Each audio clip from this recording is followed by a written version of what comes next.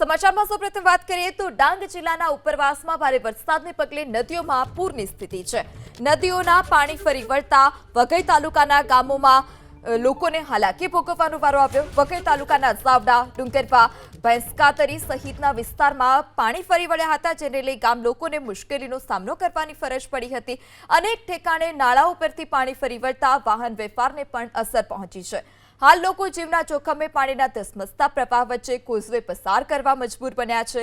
ડાંગ જિલ્લાના ઉપરવાસમાં ભારે વરસાદને કારણે હાલ જિલ્લામાંથી પસાર થતી પૂર્ણા, ગીરા, ખાપરી, અંબિકા સહિતની નદીઓના જળસ્તરમાં વધારો થયો છે। છેલ્લા 24 કલાકની વાત કરવામાં આવે તો સુબીરમાં સૌથી વધારે 3.5 ઇંચ, સાપુતારામાં 3.5 ઇંચ, આહવામાં 1.5 ઇંચ વરસાદ વરસ્યો તો વઘઈમાં માત્ર 1.25 ઇંચ વરસાદ નોંધાયો।